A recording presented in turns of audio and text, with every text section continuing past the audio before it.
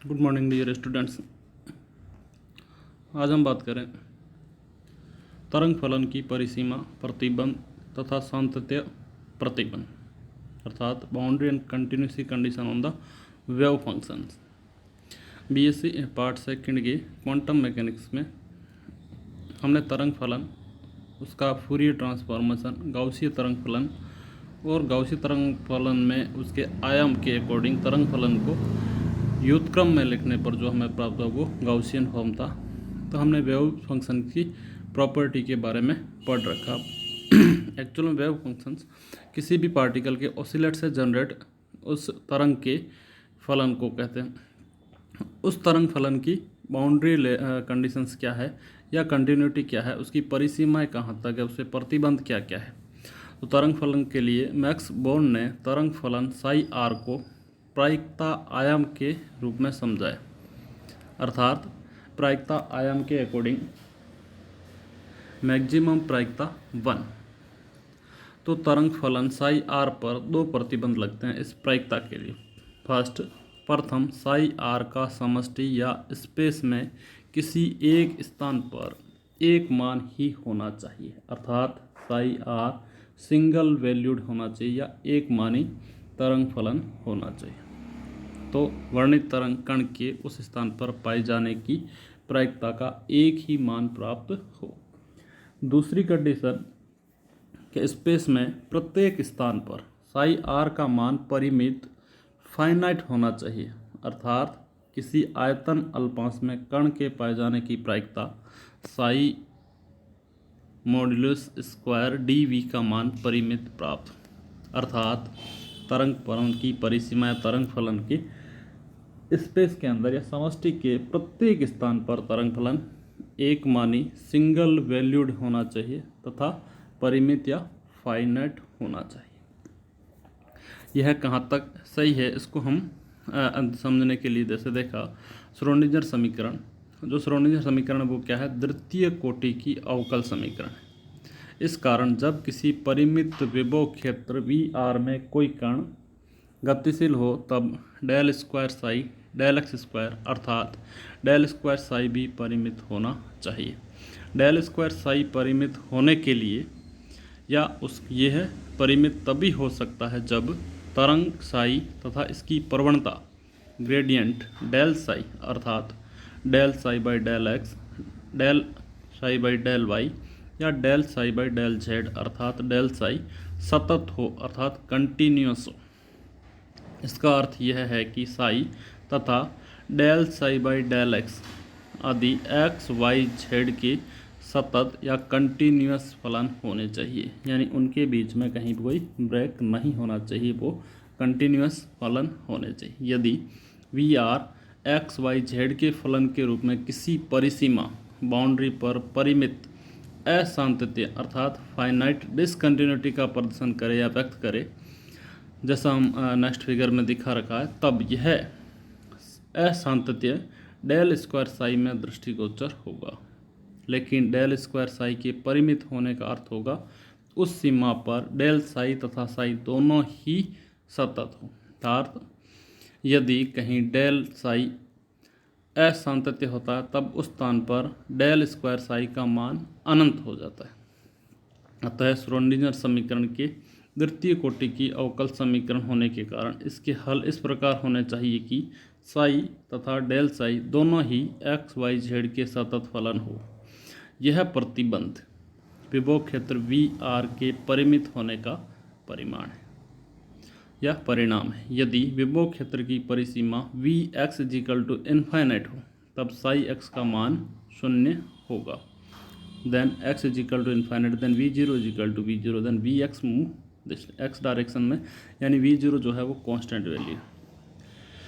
Then Schrodinger समीकरण समय T चर के सापेक्ष एक अवकल एक कोटि की अवकल समीकरण है, अर्थात iota H cross del psi by del T is equal to H psi. अतः जहाँ पर del psi by del T का परिमित होने का अर्थ है साई समय टी का सतत फलन होना चाहिए। तो यहाँ पर साई जो है एक्स और आर के ऊपर डिपेंडेंट है, फर्स्ट कंडीशन, अगर x के ऊपर डिपेंडेंसी देखिए तब x की किसी भी वैल्यू के लिए साई एक मानी होना चाहिए तथा x की वैल्यू के लिए जो है साई वो परिमित होना चाहिए, यानी आयतन अल्फांश के अंदर उसका मान एक होना चाहिए, जो प्रायिकता फलन से हमने देखा। सेकंड है साई की डिपेंडेंसी t के ऊपर, उसको हमने श्रोडिंगर अवकल समीकरण से देखा तो del psi by psi t जो है वो एकल घात है या एक कोटि की अवकल समीकरण है। तो साई जो है वो क्या होना चाहिए, परिमित होना चाहिए, साई एक मानी होना चाहिए, साई सतत फलन होना चाहिए था, del psi by del x, del psi by del Y, del psi by del Z सतत होने चाहिए। तो इसके प्रतिबंध या परिसीमाएं जो है वो कितनी है, 4 प्रकार की है साई के लिए कि साई परिमित होना चाहिए, साई एक मानी होना चाहिए, साई सतत फलन होना चाहिए और डेल साई बाई यानी ग्रेडियंट साई या जो है वो सतत होने चाहिए। इन प्रतिबंधों को हमने नेक्स्ट फिगर के अंदर दिखा रखा है। किसी भी भौतिक निकाय के लिए संभव त्वरक फलन नहीं हो सकते, अर्थात श्रोडिंगर समीकरण के केवल वही हल भौतिक निकाय की अवस्था का वर्णन करते हैं जो परिसीमा तथा सांतत्य प्रतिबंधों का पालन करते हैं, यानी कि ये जो कंडीशंस और इनके प्रतिबंध या इनकी कंटिन्यूसी जो है इसको फॉलो करते हैं, वहीं पर श्रोडिंगर इक्वेशन के हल प्राप्त होते हैं। उनमें से केवल वे ही हल मान्य होते हैं जो परिसीमा तथा सांतत्य प्रतिबंधों का पालन करते हैं। भौतिक निकाय के तरंग फलन नहीं हो सकते यदि तो ये परिसीमाएं तथा सांतत्य प्रतिबंधों का पालन नहीं करते, अर्थात जैसे साई एक मानी नहीं है, यानी साई प्रत्येक साई पर x पर साई के 2 मान हो, del psi by del x असांतत्य हो, साई का मान एक स्थान पर अनंत हो रहा हो, अर्थात साई परिमित नहीं है, साई एक स्थान पर द्विमानी या डबल वैल्यूड हो, साई कुछ स्थानों पर बहुमानी है, यानी f साई का मान परिमित नहीं है, तो del psi is equal to infinity जैसे x इजिकल टू इन्फिनिटी, जबकि अनंत पर साई को शून्य होना चाहिए। इसको हम देखें तो वेबो क्षेत्र के किसी स्थान पर x is less than a पर vx 0 है, तब x is greater than a पर vx इजिकल टू इन्फाइनेट है, अर्थात vx में अनंत उछाल आता है, तब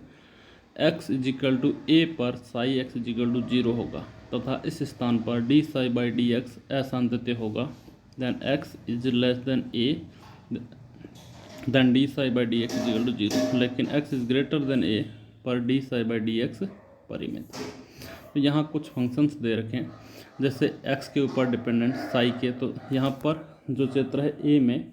a के अंदर शो कर रखा तो साई की 2 वैल्यू प्राप्त हो रही है, यानी x इजिकल टू अगर हम 1 देखें तो 1 के ऊपर साई के 2 फंक्शन है या 2 वेरिएबल्स, अर्थात यह एक मान्य नहीं है, यह प्रतिबंध सही नहीं है। नेक्स्ट अगर यहाँ देखा जाए तो x की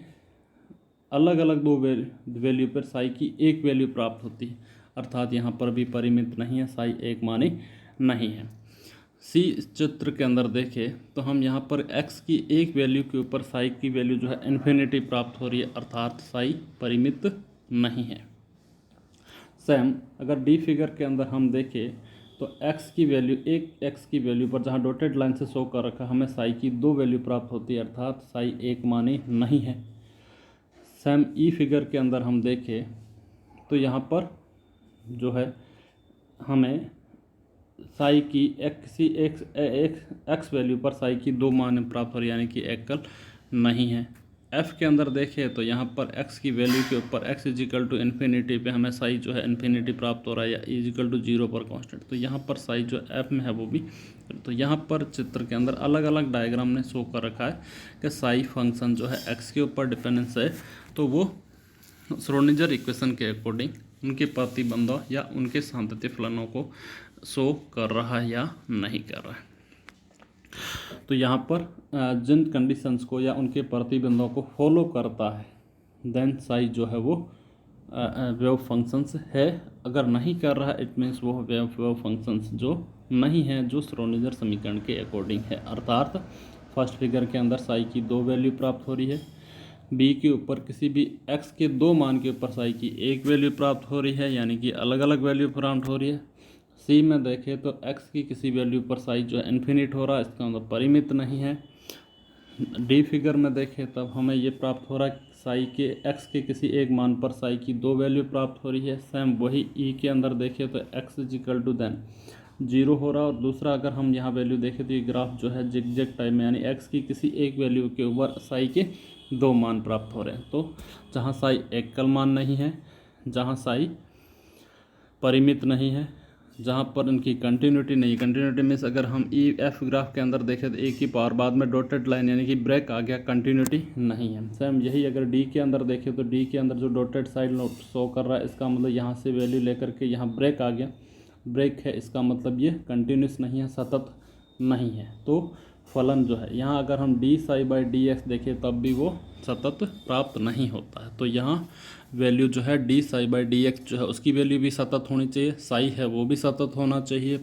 साई परिमित होना चाहिए और साई एकल मान होना चाहिए। तब भी अगर ऐसा है तो वो है वेव श्रोडिंगर के वेव इक्वेशन के अकॉर्डिंग या वेव फंक्शंस को शो कर रहा है। तो यहाँ जो टोटल हमें 6 फिगर दिख रहे हैं, इनमें से कोई भी वेव फंक्शंस नहीं है जो श्रोडिंगर इक्वेशन के अकॉर्डिंग होना चाहिए। Thank you. नेक्स्ट हम अगले वीडियो में डिस्कस करेंगे।